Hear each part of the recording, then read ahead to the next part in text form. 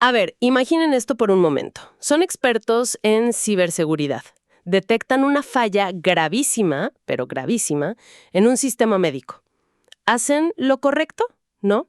Lo reportan a las autoridades y terminan acusados, encarcelados. Parece de película, pero es la historia real de Alberto Daniel Gil.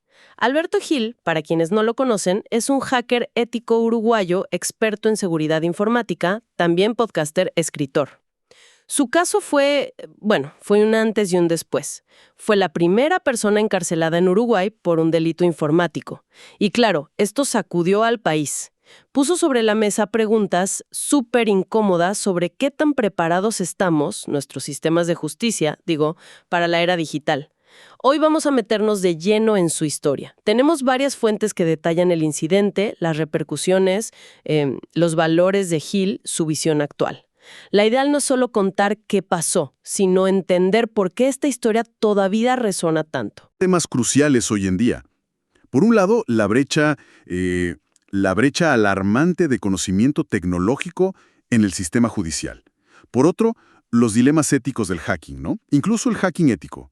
Y sobre todo, cómo reaccionan las instituciones cuando alguien saca a la luz fallas que, quizás preferirían que siguieran ocultas. Exacto. Pongamos un poco de contexto. Estamos en febrero de 2017, Uruguay. Ocurre una brecha de seguridad importante en un proveedor de servicios médicos. Roban datos de pacientes, intentan extorsionar, un lío. Y ahí entra Alberto Gil. Con su formación, su experiencia en ciberseguridad, identifica vulnerabilidades en los sistemas de esta gente y hace lo que se supone que hay que hacer, ¿no? La divulgación responsable. Informa a las autoridades. Pero acá es donde la historia da un giro, casi absurdo. En lugar de que le agradezcan o que lo consulten como experto, que sería lo lógico, Claro. lo señalan a él. Lo acusan de ser el autor del ataque. Y lo más preocupante, según varias fuentes, es que la acusación se basó en pruebas muy débiles. No parecía haber evidencia forense digital sólida. O sea, no había logs de IP que lo vincularan directamente, ni nada concluyente sobre su participación real en la brecha o la extorsión. Es difícil de creer. Entonces, ¿en qué se basaron? ¿Cómo lo acusó la fiscalía con tanta seguridad? Pues parece que se apoyaron fuerte en dos cosas. Primero, encontraron herramientas de hacking en sus equipos. Ajá. Herramientas que, sí, se pueden usar para cosas malas, pero son el día a día de cualquier profesional de ciberseguridad. Para hacer pruebas, análisis, investigar, es normal tenerlas. Y segundo, y esto es quizá lo más grave, una aparente falta de comprensión total por parte de los investigadores, de los fiscales, sobre para qué sirven esas herramientas, legítimamente. Y esa falta de comprensión tuvo consecuencias tremendas. El arresto y 8 meses de prisión preventiva.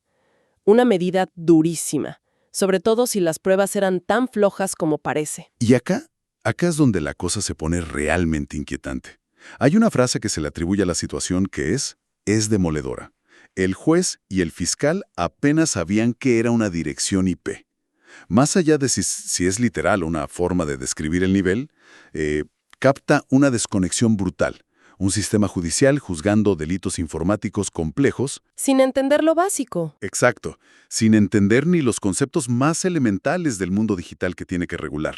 Y esa desconexión, esa ignorancia tecnológica, como le dicen, en puestos de poder, ¿cómo afectó el proceso de Gil? Porque uno piensa, habrá peritos técnicos, ¿no?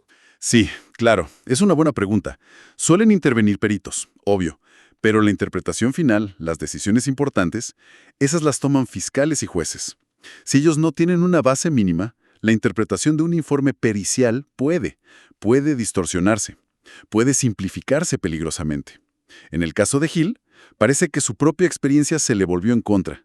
Su conocimiento para identificar fallas se malinterpretó como la capacidad y la intención de explotarlas. O sea, lo juzgaron por saber, por tener las herramientas. Exacto. Más que por una acción delictiva demostrada digitalmente. Es el peligro de que el miedo a lo desconocido, las percepciones antiguas, le ganen al análisis técnico serio. Y después de esos 8 meses de preventiva, la cosa no terminó ahí. Fueron 4 años de batalla legal luchando para demostrar que era inocente hasta que finalmente lo exoneraron por completo. El costo personal, profesional, tuvo que ser enorme. De hecho, el título de su libro sobre la experiencia es Logging to Hell, The Uruguayan Hacker Who Found the Flaw and Lost His Life. Clarísimo el mensaje. Sí, es muy fuerte. Pero lo fascinante, mira, es cómo respondió él a todo esto. Lejos de hundirse, de callarse, parece que canalizó esa experiencia tan traumática de una forma constructiva. Se ven elementos de lo que llamamos crecimiento postraumático. O sea, no solo sobrevivir al trauma, sino encontrarle un nuevo sentido, usarlo como motor para crear, para tener un propósito nuevo. ¿Y cómo se vio esa transformación? Mencionaste que se volvió muy activo públicamente. ¿Qué hizo? Exactamente. Empezó a usar su voz, su historia. Creó podcasts como Cyber Midnight Club, donde habla de cultura hacker, ciberseguridad, blockchain, ética en IA, temas complejos. Da charlas, escribe. Y profesionalmente también se diversificó. Se metió en gestión de proyectos de NFTs, criptomonedas. Además, tiene certificaciones importantes como PMP en gestión de proyectos y CSX de ISACA en ciberseguridad. O sea, validó su expertise técnico formalmente, más allá del caso. Y en todo esto, ¿qué valores lo guían? ¿Qué se puede ver en las fuentes? La integridad. Dicen que se mantuvo firme en el juicio, no aceptó acuerdos raros ni confesiones forzadas. Segundo, defiende mucho la ética hacker, sobre todo la divulgación responsable. Eso de avisar en privado a una empresa de una falla antes de hacerla pública. Lo ve casi como un deber moral. Y tercero, se ha vuelto un defensor fuerte de que se necesitan reformas legales. Y clave, que se capacite técnicamente a fiscales, jueces, policías, para que no se repitan casos como el suyo. O sea que su historia personal se convirtió en una plataforma para algo más grande. Mencionaste que tuvo repercusión. ¿Cómo se amplificó su voz? Un momento importante, sí. Su aparición en el podcast Darknet Diaries, el episodio 25. Eso le dio muchísima visibilidad internacional. Y en la comunidad de ciberseguridad, sobre todo en Latinoamérica, se lo empezó a ver como un pionero, casi un símbolo de resistencia. Algunos usan la palabra héroe, no en un sentido ingenuo, sino reconociendo que su caso obligó a mirar las fallas del sistema y ayudó a cambiar un poco esa imagen estigmatizada del hacker en la región. Y eso se nota en su reputación actual, en su presencia online. Sí, se nota. Es respetado por haber tenido el valor de exponer vulnerabilidades, no solo las técnicas, sino las del propio sistema judicial. Es muy activo digitalmente. En X, la ex Twitter, tiene más de 47,000 seguidores. Interactúa mucho, comparte contenido sobre cultura hacker, sus podcasts, su activismo. Se le ve auténtico, directo. Exacto. Se le percibe así, auténtico, influyente en su nicho. Y ha recibido apoyo público de gente inesperada, como la actriz Nicole Eggert. Eso te habla del alcance de su historia. Las fuentes describen una personalidad pública muy marcada, desafiante. Él mismo usa Resident Degenerate en su bio, crea himnos como Bella Ciao Hacktivist, creativo, apasionado, muy firme en sus principios. Lo comparan a veces con una mezcla de Mr. Robot y The Matrix. Inteligente, rebelde, comprometido con la libertad de información. Esa mezcla de desafío, creatividad y resiliencia tiene sentido psicológico. Es coherente con alguien que procesó un trauma fuerte y encontró cómo integrarlo, darle un nuevo significado. Hay citas donde habla de conversaciones en la cárcel sobre la importancia de pelear batallas, incluso las que parecen perdidas, para no perder el alma. Eso muestra una reflexión profunda, una determinación forjada a fuego.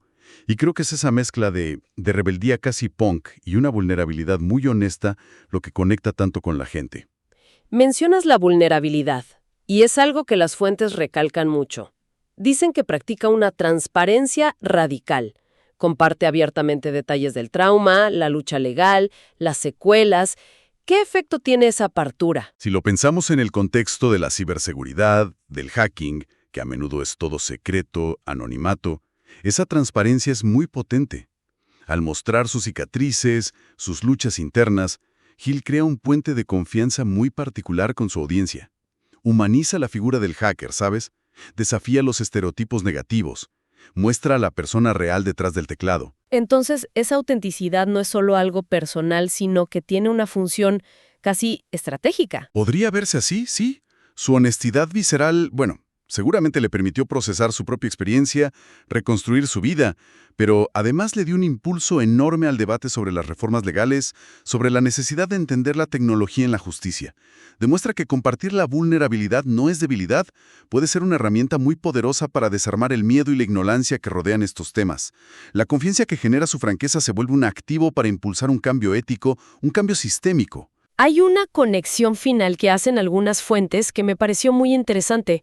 Vinculan la lucha de Hill contra la ignorancia judicial con el espíritu del himno uruguayo, con esa estrofa de «Libertad o con gloria morir». ¿Cómo lo interpretan? Es una analogía fuerte, claro, muy simbólica. Obviamente no es un llamado literal a inmolarse. Es una forma de capturar ese espíritu de lucha tenaz por principios fundamentales. La libertad, la justicia, pero aplicado a los desafíos de hoy. Y esto nos lleva a preguntarnos, bueno, ¿cuáles son las batallas por la libertad que libramos hoy, en plena era digital? Y parece que una respuesta que se desprende de la historia de Fell es que la lucha contra la ignorancia es una de esas batallas clave. Precisamente, la lucha contra la ignorancia, sea deliberada o por negligencia, ya sea en la ciencia contra el negacionismo, en la educación contra la desinformación, o como acá, en la justicia contra el analfabetismo tecnológico. Esa lucha es una de las nuevas fronteras en la defensa de la libertad.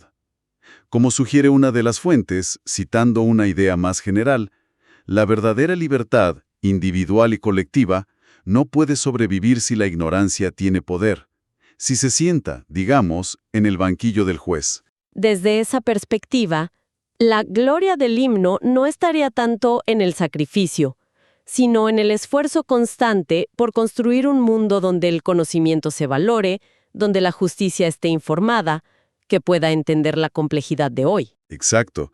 La gloria está en dedicar nuestros esfuerzos a construir sistemas legales, educativos, sociales, que no le teman al conocimiento técnico y científico, sino que lo integren activamente, como un pilar esencial para una sociedad que sea de verdad libre, justa y funcional en el siglo XXI. Entonces, ¿qué nos deja de todo esto? El viaje de Alberto Hill es impactante. De ser víctima de un sistema que no entendía el mundo digital, que juzgaba, a transformarse en una voz influyente que pide ética, transparencia radical y la reforma que tanto se necesita donde se cruzan tecnología y justicia. Su historia personal ilumina desafíos mucho más grandes que tenemos como sociedad. Sí, y las lecciones clave son bastante claras. No deberíamos pasarlas por alto. Primero, el peligro real, muy presente, de esa brecha enorme entre lo rápido que avanza la tecnología y la capacidad de nuestras instituciones, legales, educativas, políticas, para entenderla y adaptarse. Segundo, la importancia crítica de la ética profesional, de la integridad personal y de las prácticas responsables, como la divulgación de vulnerabilidades en todo este ecosistema digital.